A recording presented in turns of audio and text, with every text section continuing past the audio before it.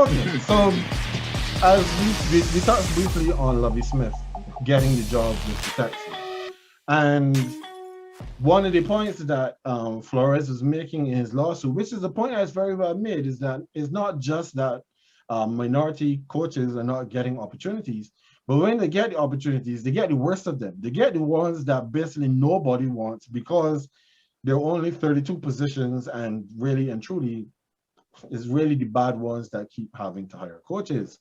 So, well, Ricky, you mentioned your Lovey take already. Mm-hmm.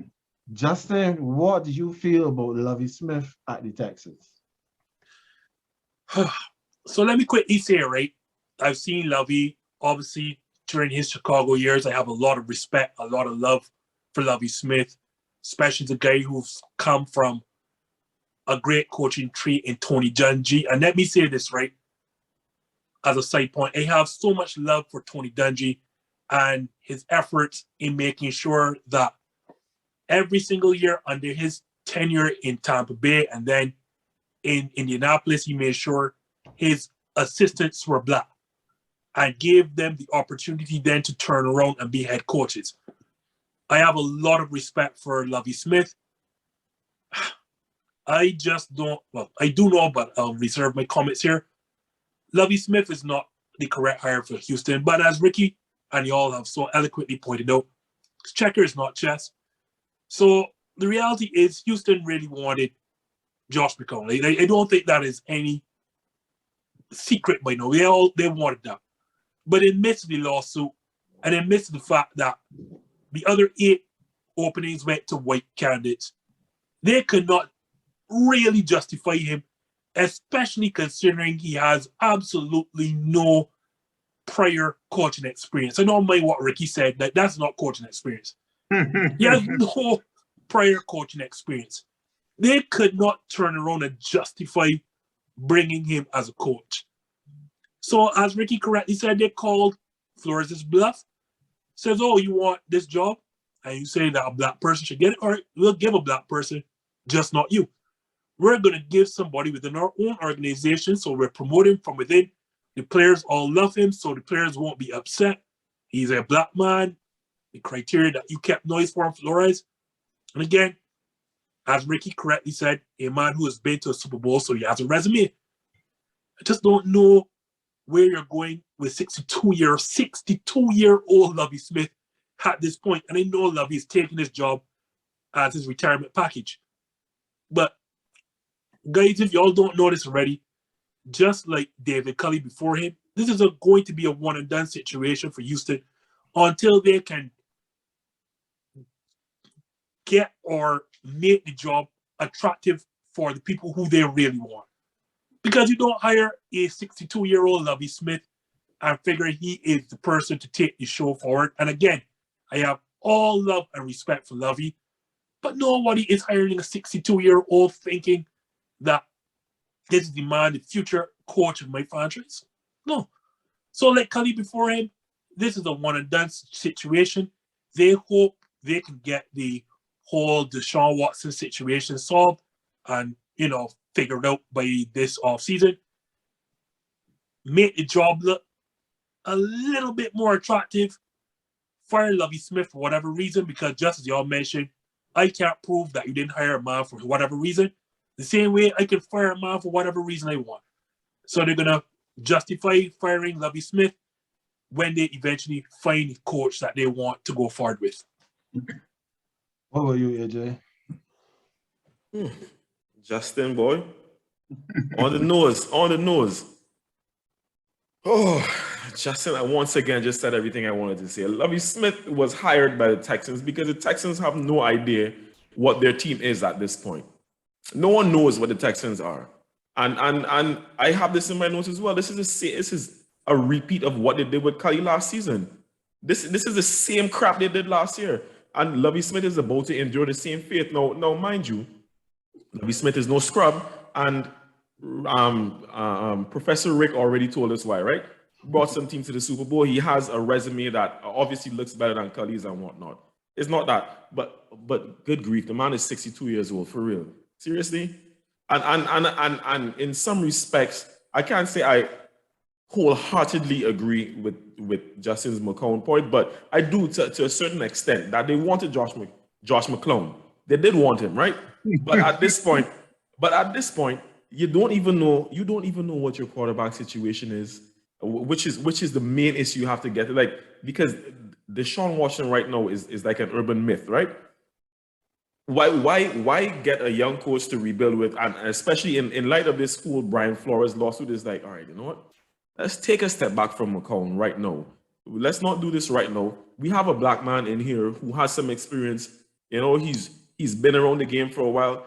Let's just promote him and give him this job, as if no one else can see that this is the exact same thing they did with Cully last year. Obviously, they didn't promote Cully, but you know what I mean. Just get an old black man to fill the void until they have seemingly figured out what to do with their team, what to do about their quarterback situation, and until they're ready to bring in whoever it is they want. Lovie Smith is not going to last, and I don't even think he cares. Like Justin said, this is his severance package. The man taking this to head into retirement. So why the heck not from his situation? Because there's absolutely no pressure. What are the Texans trying to do next year? What? Their main objective is to get a quarterback. It can't even be to make the playoffs. So what pressure does Lovie Smith have? Other than just to take a head coaching role as a figurehead, as a governor general, essentially, to make some money and retire. Listen, I really despise the Texans, you know. So I'm gonna go back to come forward. Now, AJ, I don't know if you reckon or you have seen this conversation in one of our WhatsApp chats. I think it might have been even today, as we're recording this on Tuesday, where one of the guys in the chat was saying that looking at the Brian Flores situation with Ross, how when Ross approached Flores and told him, basically, we want you to tank, that he had basically one or two options, is either to tank or to push off and go somewhere else because he was not tanking.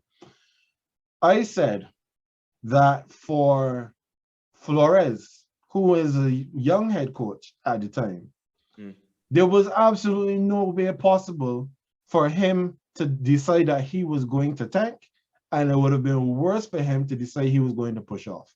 Because if the team tanks and they lose a whole bunch of games, the team will get the draft picks that they want, they will pick the players that they want, and then they will fire him for all of the losses that he took while he was in the position. That brings me now to Lovie Smith and David Culley last season. So we knew going into the season that the Texans were not going to be good. Ken got only thinking, and they were not good. Culley was the fall guy because the team lost all those games, and through no fault of his own, he had to go. So Culley is out the door, and now Lovie Smith, old boy, old successful head coach Lovie Smith gets promoted. Now, one of the reasons why too that this, as you guys said, is chess and not checkers. Well, the Texans were abysmal pretty much the entirety of the season. Their defense was not that bad, and Lovie Smith was the defensive coordinator. They're here. All of the upheaval is on the offensive side of the ball. So hey, guess what? We'll reward the defensive coordinator and promote him to be the head coach. The entire defense is going to be good. Everybody is happy, and the offense is still going to be stinky. So guess what? When Lovie Smith and he takes this defense now that was better than expected last season, and probably ekes out 6 wins out of the 17 games that the Texans play. When they go now and they get rid of Deshaun Watson, so the stink of that is gone from the organization. We have been so far removed now from all of the stress that we had when we had that joker that went over to Alabama. His name does not even come back to me right now. Bill O'Brien. Bill O'Brien. So we got rid of O'Brien, who got rid of New Hopkins, and everything. We dismantled the team. So now we can rebuild it in our image. We can refashion this how we want. And thank you, Lovie Smith, for everything that you have done for us for the last year or two. But guess what? As you guys said, like I have said about a lot of football, soccer coaches going to Chelsea, severance is loading. You already know what your payout is when you get fired. So you're just waiting to collect that check. You're just waiting. And after that, then we will probably never hear from poor Lovie Smith. I wonder. Boy, I wonder if they. Sorry. Yeah, he he won't be poor definitely because he won't was be getting poor. entire salary. I wonder if they put a retirement clause in this man contract to say that to save face, for them to save face at the end of when this Lovie Smith experiment is over for the Texans and they're ready to get rid of him, that he will retire to make it seem as if he's the one stepping away from the job. It just came to mind. I mean, it's interesting to think about, no? Yep. So, well, we have Lovie Smith, who is the fully, I don't want to put it that way, but the fully black man that's been hired during this coaching cycle. We have Mike McDaniel, who has been hired off of the San Francisco coaching staff to be the new head coach of the Miami Dolphins. And I am not here to put it on to Mr. McDaniel, because if people want to go draw his blood to see what he is, that is their prerogative. However, this man's father is black. Therefore, when we go back in history, we know that they had the one drop rule, where if you have one drop of black blood in you, you were black. Mr. McDaniel is a black man that just happens to be clearer than me and has straighter hair than all of us on this panel. But he was the first minority hire in this entire process. And he's going down now to Miami to be the quarterback whisperer for Tua. So Justin, I'll give you first crack at this. Actually, no, Ricky, you've been quiet for a while. So I'll give you first crack at Mr. McDaniel coming into your division at Miami. Yes, gentlemen. Based on resume, I would have to say that it is a solid hire. There's no question that having experience with that offense and on that coaching tree, we have seen how that translated in Green Bay. Jury's still out in New York, but we have seen branches of that coaching tree and that philosophy take root and have success. So I can't doubt, based on the background, that he can do the same. We've seen them have, effective offensive philosophies that I think are productive. The organization itself, we have to question. And I know for a fact that AJ, Justin, and Ken, y'all don't know what being a fan of a dysfunctional organization feels like, right? AJ has championship shirts and banners. Ken has as well, and Justin has. I am the resident dysfunctional fan that I can tell you what a dysfunctional organization looks like. And as much as McDaniel is going to come in with credentials and supposedly he is putting together a strong team, if that dysfunction remains, I've learned one thing about being an NFL fan. As long as that dysfunction remains, it will find a way to meddle and to offset some of the greatest plans that you may have and some of the better coaches that you may have. So while I have confidence in Mr. McDaniels and his whatever percent of blackness, I actually went online just now and saw an article in Miami that started off trying to validate Mr. McDaniels' blackness is the title. Could you believe? Whole ancestry.com on this. Yes, man. no, that's the article. I can share it with you guys later. But I just think that the Ross family will find a way to meddle that gentleman out of being productive. Because I believe that Flores was also a very good coach. Mm-hmm. And they found a way to do it there as well. So they're not going to get out of their own way, sad to say. So unfortunately, good hire, coming with a good philosophy. But you guys know, if you don't draft well, if you don't attract good free agents, it is very difficult to be competitive in this league if you don't draft well. What about you, Justin? What do you make of Mr. McDaniels? Same thing that Ricky said. So before I get to the crux of Ricky's point that I agree with, it's a good hire on paper because the offense that Tua Tagovailoa thrived in Alabama under Steve Sarkisian is the same offense, or kind of the same offense that McDaniel ran under Kyle Shanahan, and basically that you've seen all across the NFL now, as he said, with LaFleur, Sean McVay, Arthur Smith. You could go on. LaFleur's baby brother, that's with Mikey LaFleur, correct. Yes, that was with you right now. You've seen branches of this offense all over the place. Even Zach Taylor is a part of this branch. A lot of people don't know. Like, it's really Mike Shanahan's branch, and you're seeing the effects of it. So I have no problem with the actual hire on paper, right?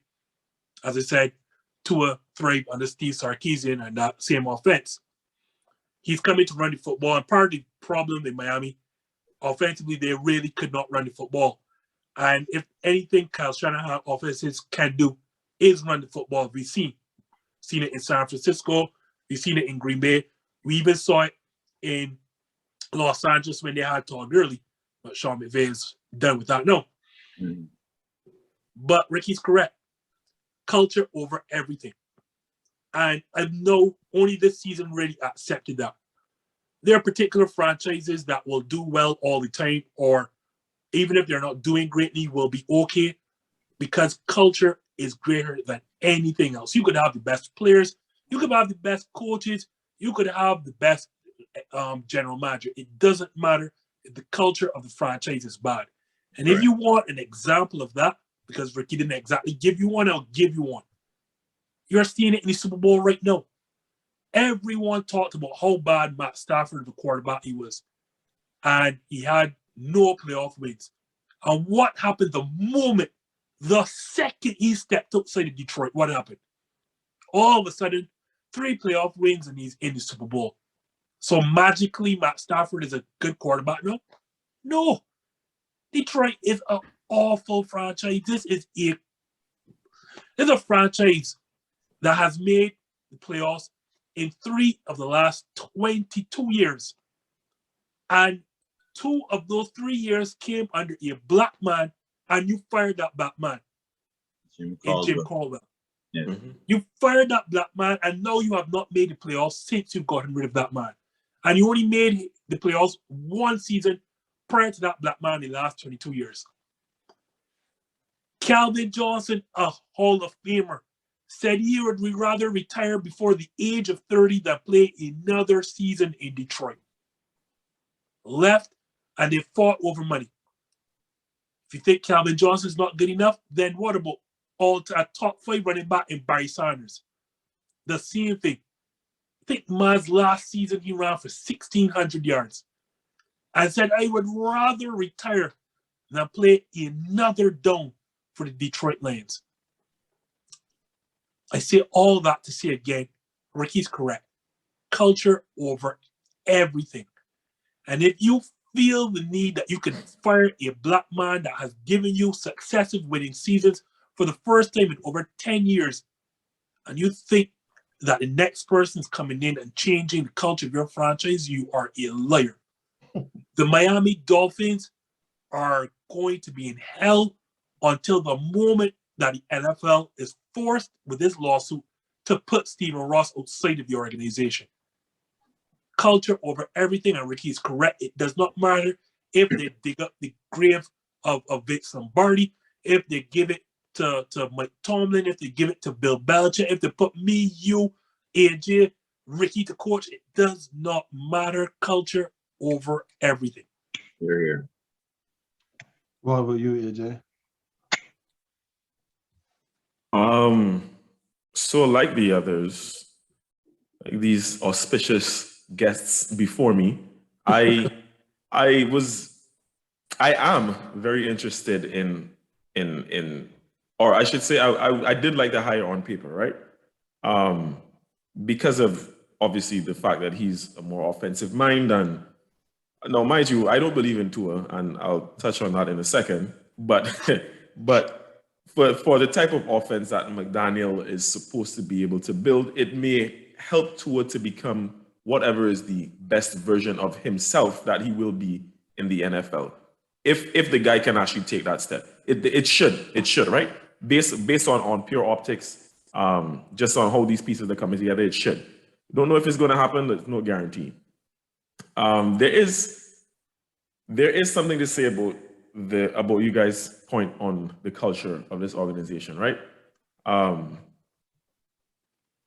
Because, okay, so the Ross let Brian Flores go, and it was under the guise of, so they didn't even suggest that it was, oh, well, because he won or whatever. There was a lot of rumblings came out, and then we heard that it was because Brian Flores himself didn't believe in Tua, and they wanted to essentially get someone who they thought. Hold on, AJ. You don't want to say it, so I will say it.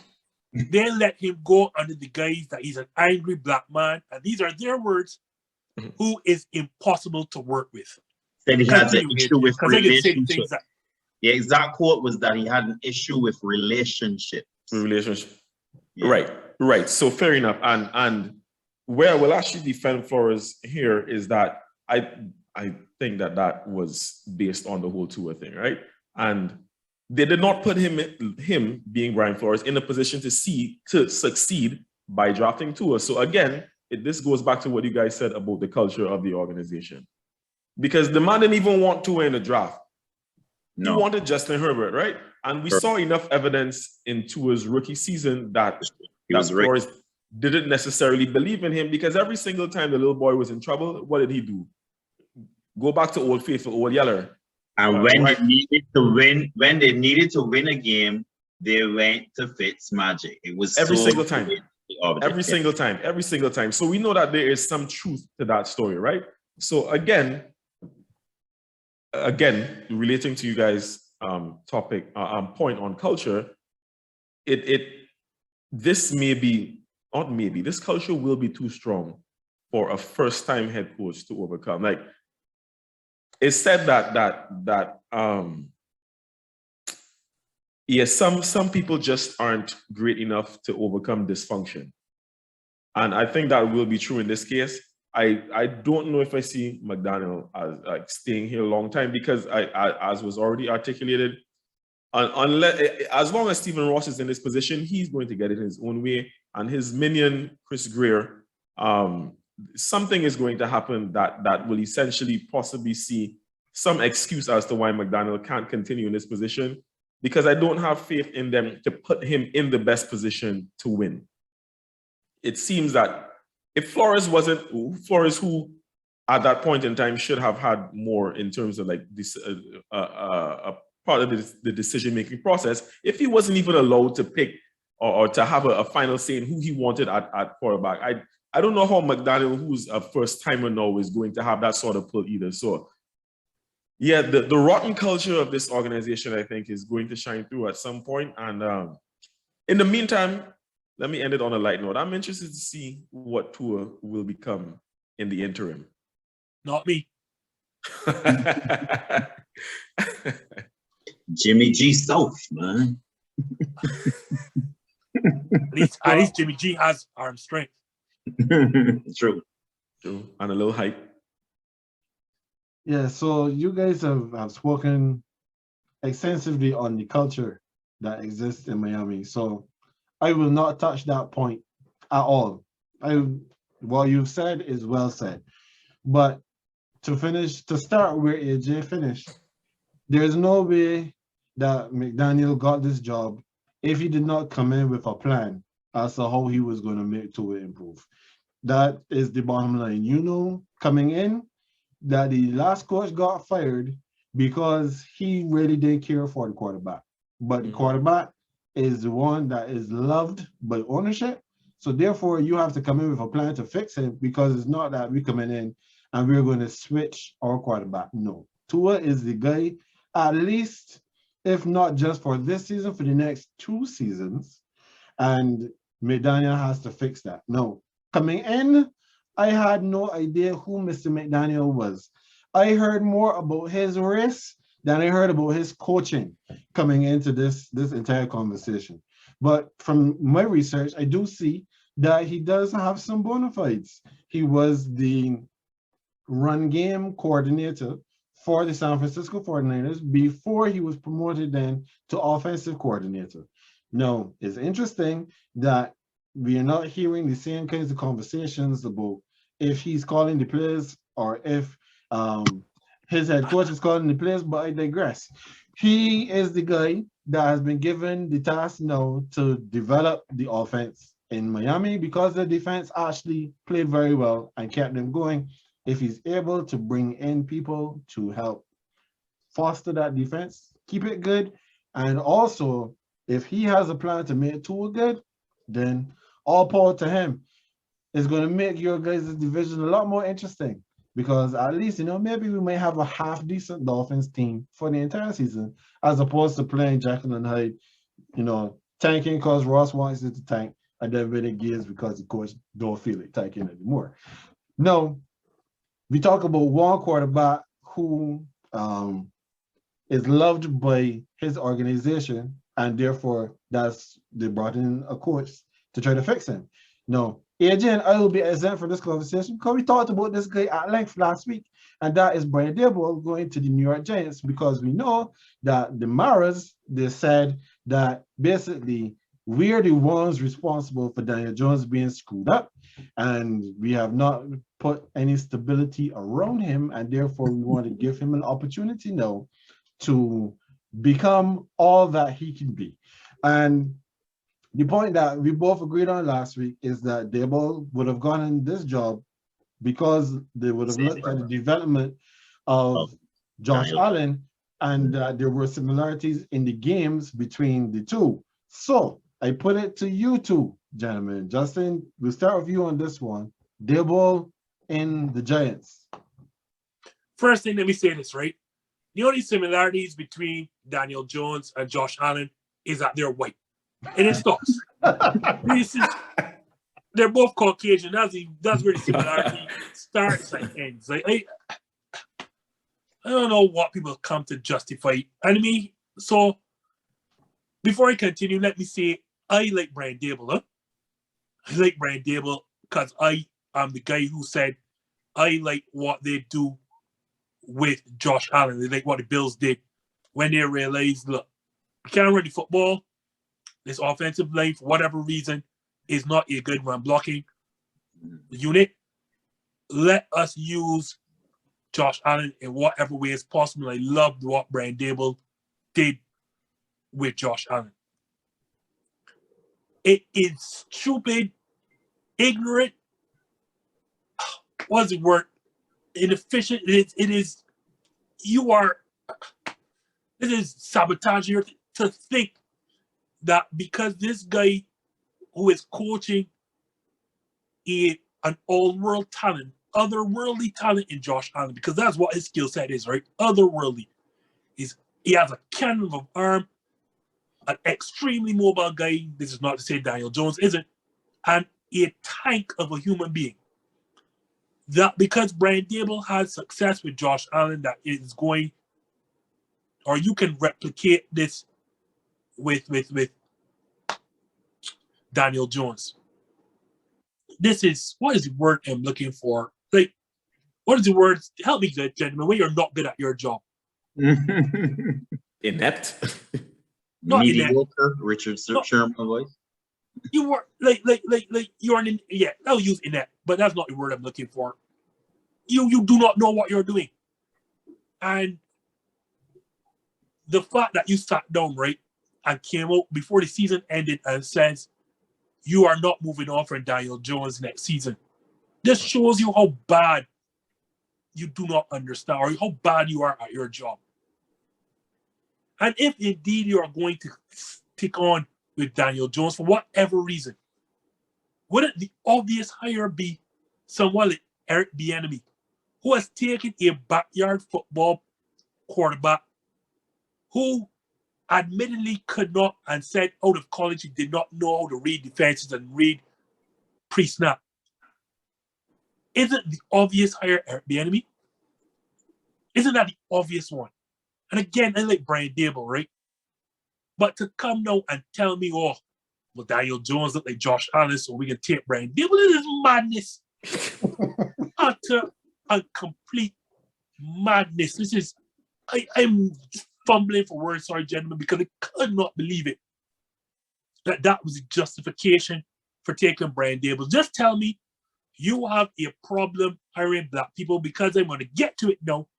The New York Giants have never hired a black man as a head coach. What you also may not realize, the New York Giants have never had a black starting quarterback in the franchise's history. Never once. You could go and look it up, Ricky. You think if I'm joking. They have never once. Saw that the only one to play for them was Gino. He played for them, but he wasn't their Played for star. them, yeah. That's just Gino did it to end Eli's streak, really. Mm-hmm. Yeah. Yes.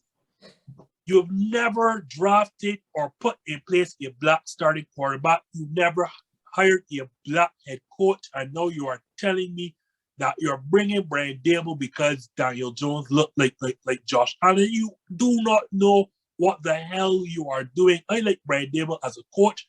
I hope the New York Giants never, ever again make the playoffs for the next 25 years. I pray and I hope. If I'm No, there, right? you can go ahead, AJ. No. Because I just want to make this point really quickly. Because Ken and I kid you not, this is what I said to Ken last week. This is nothing against Brian Daboll, right? But I have no faith in the Giants. Sorry, as an organ. Sorry about Rick. Freudian slip.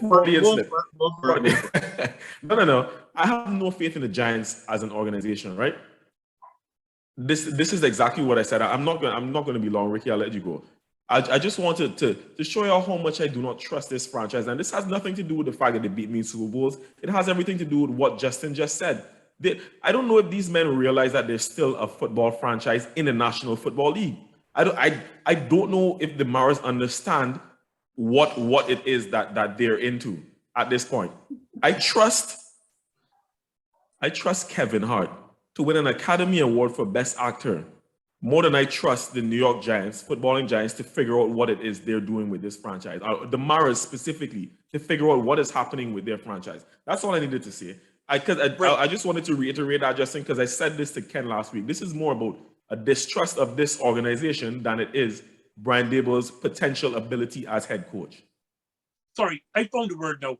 This is incompetence. Incompetence is the word I'm looking for.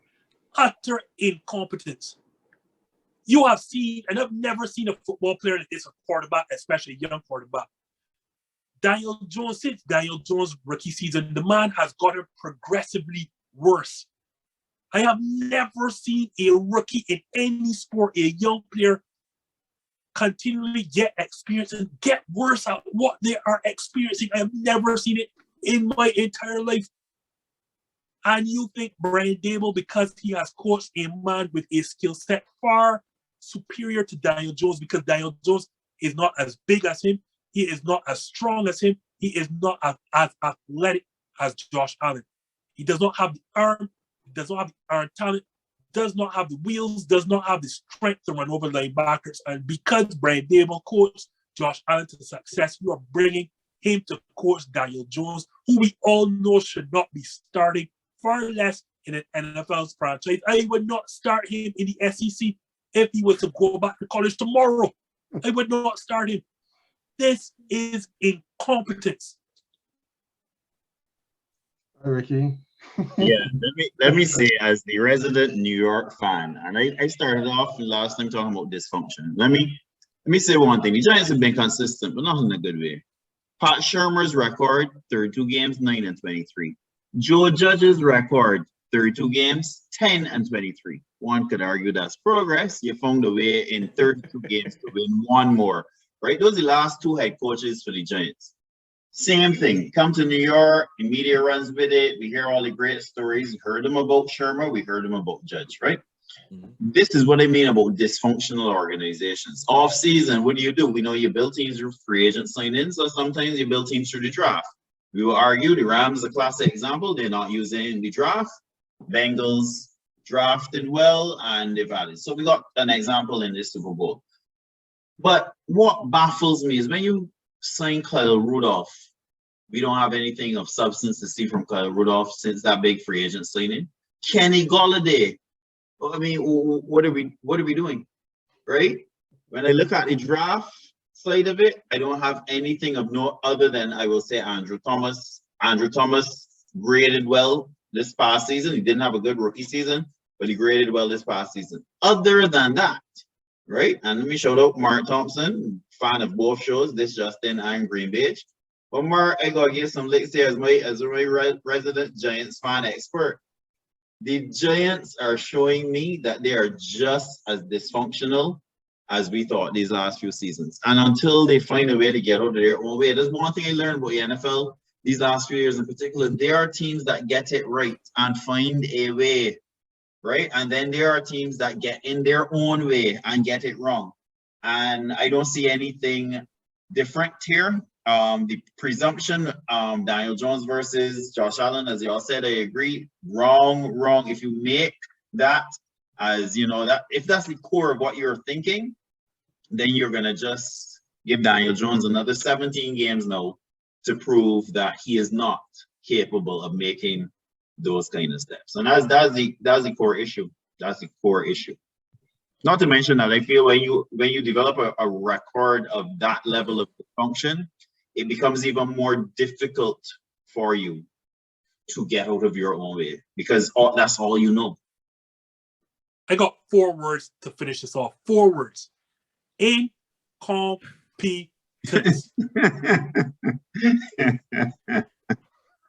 Well said. Yep, definitely. So, fellas, I know we're gonna be back here again next week. There's no reason that we have to go through all 9 of these hires. Agreed. This week's episode. So we'll leave a few for next week. But there's one that we need to finish with because it then helps us lead into our last discussion for this week's episode. And that is my Saints. My Saints, they have hired Dennis Allen. They've promoted Dennis Allen from my DC to now be my 8th seed. He's now the head coach of the Saints.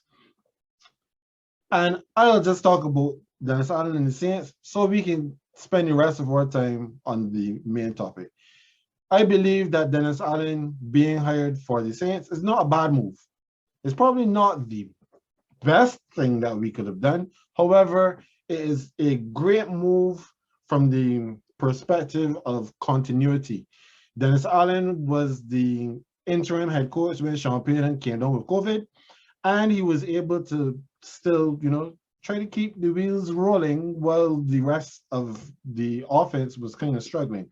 The defense, he was able to coordinate a top 5 defense in the NFL, top 10 in terms of yards and top 5 in terms of scoring. So Dennis Allen getting the position, I don't have an issue with it personally. I said to AJ, and I said it in other places as well, when Sean Payton announced that he was going to be stepping down, Dennis Allen would have been my first choice if I'm looking internally as the person to take the reins of the team. And at that time, he was being interviewed for other positions, but ultimately, I don't know if it was he turned him down. He wasn't offered, but he was offered and he accepted to be my new head coach. And I am relatively pleased for that. However, the other name that was coming up for consideration, as we have heard pretty much every year for the last 3 or 4 years, is Eric Bienemy, who came to the Saints and had 8 hours of an interview with my organization, but ultimately was not given the job. As soon as he was not given the position as head coach, then it was announced that Mr. Bienemy is returning to be the offensive coordinator again for the Kansas City Chiefs, who he and Andy Reid himself has debunked the myth. He has been calling the plays pretty much all season long, and now he'll have yet another season to be calling the plays for Kansas City. So, gents, Bienemy, when we look at what has happened to him again through another hiring cycle, Ricky, what are your thoughts? Wait, actually, hold on. You know what? I want to go first here. The reason is because I probably have less to say than the other two guys, so I want to let them speak. I'm just going to say, if you interview for 8 hours, I'm not buying this BS that it is that he's interviewing badly. Because if he's interviewing badly, why are you keeping him on for 8 hours? Yes. So it can't just be that. Like, I don't know if it is that people are not buying that he's not the one calling the plays, or not buying that he is the one calling the plays. Sorry, can't even figure out if I'm wording that correctly, but y'all know what I mean. If it is that Andy Reid has not convinced the world enough, I don't know exactly what it is. I'm honestly, I'm a bit perplexed at this situation. So that's all I need to say, and I will let you guys take the floor because I really don't have much to say because this just does not make sense to me. I want to hear your thoughts. That's all. All right, go for it, Ricky. Yeah, I think that we have a situation here where the league and these teams know why they're not hiring Eric Bienemy. But just like the litany of little dirty secrets that this league has, they're not going to come out and say. It is obvious to me that they know. You can't keep going through this. You can't keep seeing. I mean, we know the pattern. If you have a team as respected as the Kansas City Chiefs and an offense that is respected like the Chiefs, and you're having success as the offensive coordinator of that team, then the natural, the law of the jungle is that that person gets an opportunity. That is the way it works. Justin mentioned that in the past. So there has to be a reason. They will not come out and give us the reason. Mr. Bienemy's contract with the same Kansas City Chiefs is going to expire. And that is talk in Kansas City as well. I read an article today in preparation for this show where they said, oh, well, if he really wants to get a job, maybe he needs to leave Kansas City, get an OC job somewhere else to prove it. And you know who they used as the example? Josh McDaniels with the Patriots. The article was essentially saying that, everybody thought it was Brady. So McDaniels needed Brady to leave and then show what he could do with Mac Jones. And that's why he got the Raiders job. Justin talks often about the moving goalposts. Well, this is the moving narrative. Because when I read articles like that and I see what Bienemy has in terms of his credentials, no, someone or someones don't want this man to have a job as a head coach in the NFL. Punto final. And there is nothing that he can do right now. I'm sorry to say, and it doesn't sound good to end the show on this note, but there's nothing he can do right now to get a job in the NFL. Let me just say, I don't have anything more to add. All of us have worked with people. All of us worked in organizations. All of us know what the hiring process and the talent search process feels like. If someone wanted this gentleman, he would have had a job because he has enough going for him in the current job he has that he could have secured one of these jobs. So they don't want this man to be a head coach in this league. Your turn, Justin. Let me quickly say and get this out the way. I have no problem with the Saints taking Dennis Allen. As you said, a guy who's coached in the elite defense the time he's been there, well respected, and interim head coach when Sean Payton went down with COVID. And the only concern is that I would not want to see his offensive staff, but I figured the Saints should not have let him go through the door because he has been the architect of your defensive resurgence in New Orleans. So I have no problem with that hire. Really no problem. And especially with Sean Payton leaving, you wanted a measure of continuity in that franchise. With Drew Brees also leaving as well. Yes. No problem with the hire. This boy's name should be Eric the Enemy. Because as you correctly said, right, Bienemy is not going to get a job here. And my biggest issue with him is the moving goalpost. Like, you just see it moving all the time. The first thing we were told against Eric Bienemy, and he is the man that they're targeting, right? Because he's the successful one of all these young black, or not young, but black coaches. He's 52 years old, relatively young, 52 years old. But so if you're going to tear down us, you're going to tear down the head. And the head right now is seen as Eric Bienemy because he's the guy with the success. Mm-hmm. And by success, I'm just going to quickly talk because he is a former NFL running back. A lot of people don't know that. Right. And I think he was in the league for 9 years. So it's not like he was a scrub. Like, this is a successful NFL career he has. Mhm. And he has been a coordinator in college, 2 different colleges. I want to say Colorado and Minnesota. No, not Minnesota, but Colorado for sure. Mhm. And before coming to the Kansas City Chiefs and the Minnesota Vikings as well, this is a guy with a great resume. This is a guy who has been on a team that has appeared in 4 straight AFC Championship games, 2 Super Bowls, and he has won 1. Now, let's get to the moving goalposts. The first thing, Eric Bienemy is reported as not calling the plays under Andy Reid. No problem. But that didn't stop Matt Nagy or Doug Peterson before him under the same Andy Reid in the same Kansas City Chiefs, where they also did not call the same plays. That didn't stop them from getting head coaching jobs in Chicago and Philadelphia, respectively. So when that's brought up, then they try to move the goalposts yet again. They say, but what about his off-field issues? And again, don't get me wrong, the off-field issues are bad, are terrible. That didn't stop you from hiring Urban Meyer, though. Urban Meyer, and I know this is AJ's favorite coach, a man who has a laundry list of off-field issues, and we've gone through this on the show already. So I won't even talk about them completely, other than to say he knowingly recruited a known gangbanger and pretended he didn't know. 30 of his former Florida Gators were charged, arrested, etc., etc.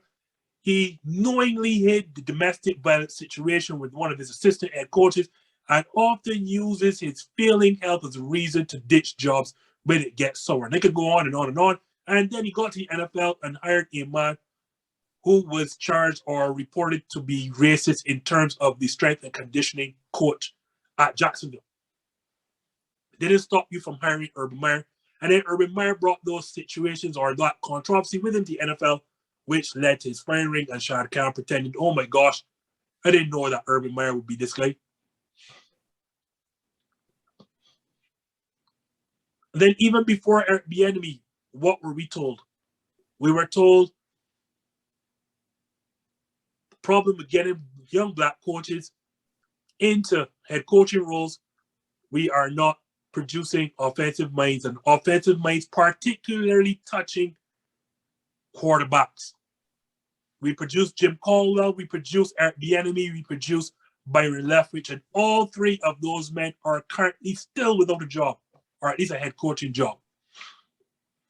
And as much as they look and spit in our face and tell us lies and say you need to have black coaches as offensive minds that deal primarily with quarterbacks, look at this coaching hire. Tell me the offense or the quarterback that Matt Eberflus deals with.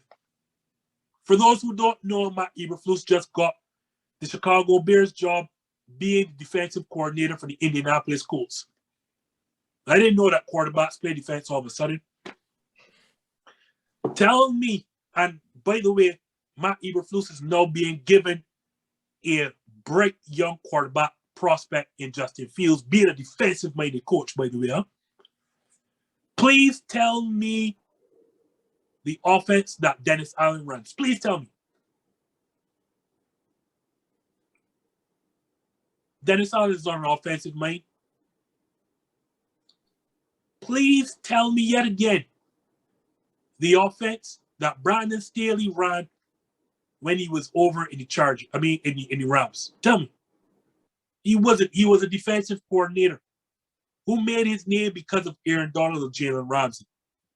And he, not being an offensive mind, was being allowed to be in charge of yet another highly graded young quarterback talent in Justin Herbert. And coincidentally, his defense, the Chargers' defense got worse under Brandon Staley, just by the way. Over and over and over again, the goalpost keeps moving. We are not producing people coming through the offensive pipeline. We put offensive coaches there, not getting hired. Bienemy is not calling plays. It doesn't matter people who don't call plays, and we still get head coaching jobs because no, Doug Peterson got 2. It's the off-field issues didn't stop Urban Meyer from getting the job. The goalpost keeps ironically or suitably changing or moving whenever Eric Bienemy steps into interview. Oh yes, I forgot the last goalpost that was moved. He doesn't interview well because, of course, we would have no evidence of this, right? We can't refute this because we're not sitting on interview and no one is tape recording interviews to give us the public. And yet, the Saints sat down with the man that does not interview well for 8 hours. Gentlemen, outside of breathing, I have never done anything in my life for 8 hours straight. Never.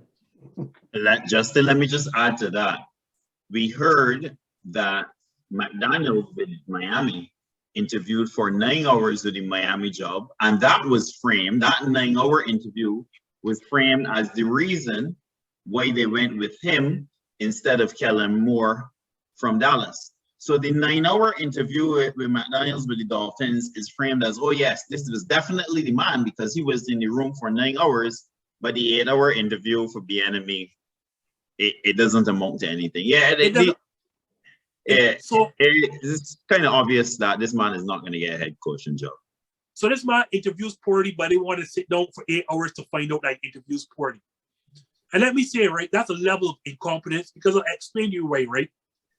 As you all know, in Barbados, I worked at the Nation as a sports journalist, huh? And this is no job, not on janitors. But if you had a company and you were starting a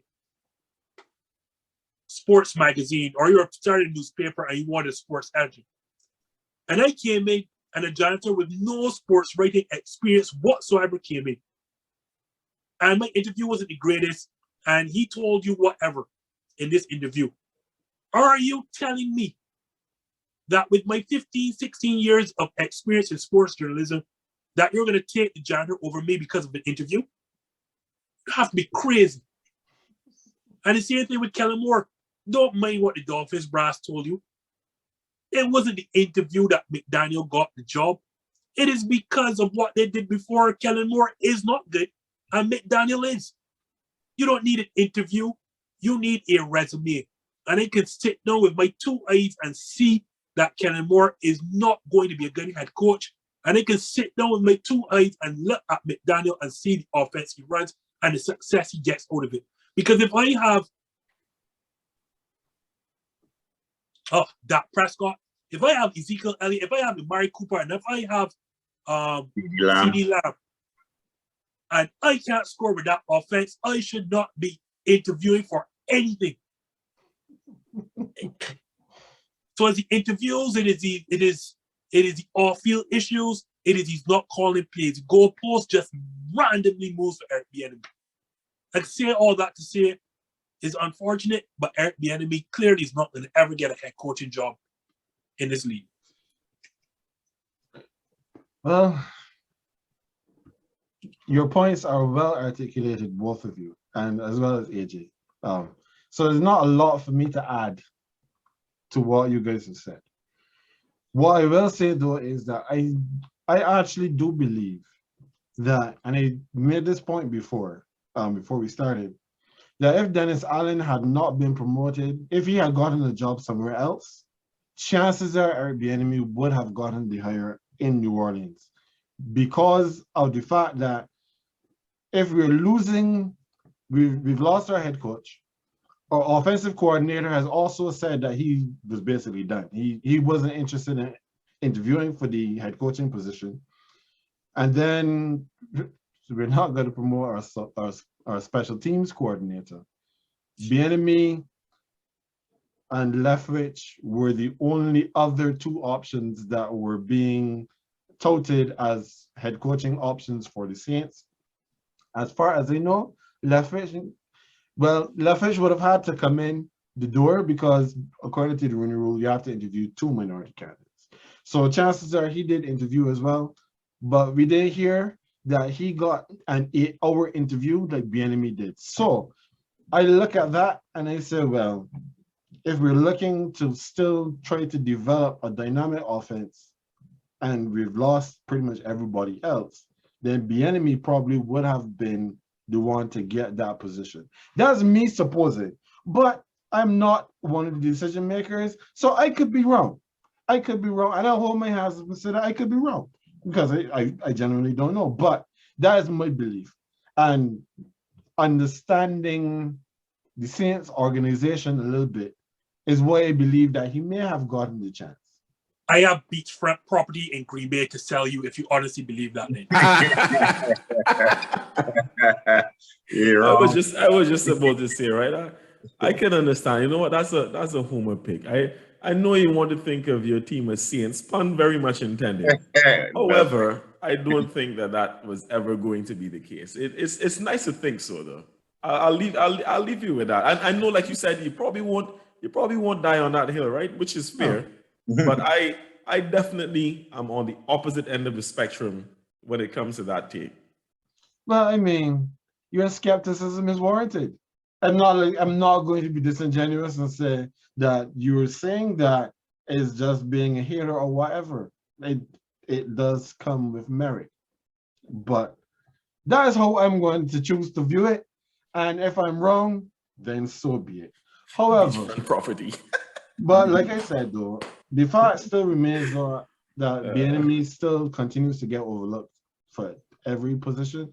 And similar, like Flores has the instances for Bienemy in his suit as examples as to Black people being overlooked. Does that help or does that harm? Only time will tell. But Bienemy, he continues to fight the good fight.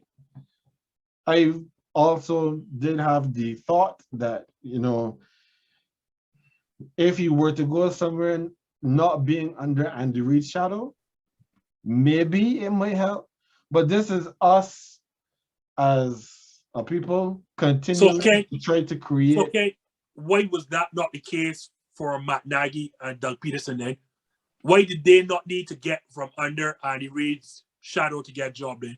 Because their complexion is a lot lighter than Eric Bienemy. I just want to say that. No, but I'm not sugarcoating it. What I'm saying, the point that I was finishing with just now, is that we continue to try to create a more favorable situation for ourselves. We have to work harder to basically say it is impossible for me not to get this position. Correct. Because I have X, Y, Z, A, B, C, D, and come all the way back down to the alphabet again. And even then, when we have all of our ducks in a row, somebody is going to come and knock one of them over and say, that duck is the problem. So it's unfortunate. I feel kind of bad that we ended the show on a that note this week. But I mean, it is what it is. These are the conversations, and these are hard conversations that not just we are going to have, but pretty much the entire sporting world needs to face up to. Because until we acknowledge that wrong is being done, better will never happen. Let me just add, Ken, to give you a little more positive note. The NBA was in this situation to some degree, not as drastic as the NFL. The NBA was being accused of not giving candidates of color an opportunity at head coaching jobs about 3 years ago. Certainly a year before they went into the bubble. And I think the success of the NBA coaches of color last year in those playoffs led to, and if you look at the jobs that were filled in the NBA, we now have a record number of minority coaches as head coaches in the NBA, record number. So it's not impossible. I know the jungle that is the NFL is a different jungle, but I think that you just got to have a spirit of agitation, and you just have to keep calling out people on, you know, when you see blatant attempts, you got to call them out.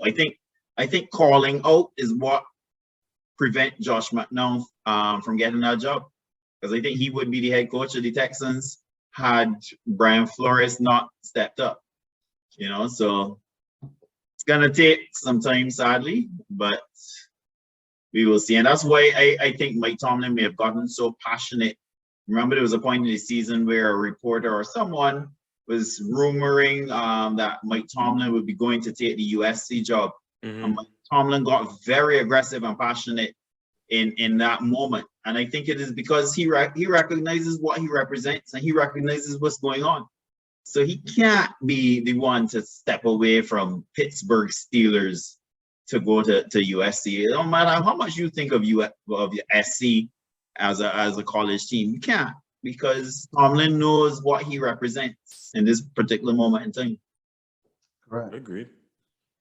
Well, for those of you who have now caught the second half of this episode, because this is getting cut in two, there's no way that this can go up in terms of, correct. yeah, so for those of you who have rejoined and caught us on the back end for the second half of the GREENBAJE podcast this week, we definitely want to thank you for being with us. Those of you who probably didn't come back after the first half, well, you missed this thank you. So, go check it so that you can hear us thanking you for being with us for the 2 hours plus that we have been here discussing football this week. We definitely want to give a special thanks to Justin of This Just In. Justin, tell the folks where they can find you one more time. If you're not finding us, you're not looking, that's hashtag This Just In. Please put the hashtag or you'll be taken to Max Kellerman's Weaker Show on ESPN. So hashtag This Just In on all socials, Facebook, Instagram, and we have our weekly shows on Monday at 6 p.m. Central, 7 p.m. Eastern, 8 Eastern Caribbean time. We should have a Super Bowl special this Sunday. We haven't determined the time as yet, but as I said, other than that, Mondays on YouTube, 6 p.m. Central. Of course. And thank you very much again, Ricky, for also joining us. We always enjoy having you with us. And these gentlemen will be back with us as we do our Super Bowl recap. We've done a preview, so next week it's time for a review. You have a few coaching hires still to go through, so we'll touch on that. And it is the NFL, so God knows what happens between now and next Tuesday when we record this episode. So, as always, when we reconvene next week, 2 of us will be right and 2 of us would have been wrong. Oh, Who yeah. there? Exactly. We have to ask the viewers which side are they rooting for. Is it going for the left side or the right side? But I know that I am with my guy Ricky. We are going to be backing the Bengals this Sunday. Justin and I will stick with the Rams. Okay, no problem. So that brings us to the end of an extended GREENBAJE podcast this week. That is AJ. He is the green. I am Ken. I am the beige. And we all will see you next time. Here.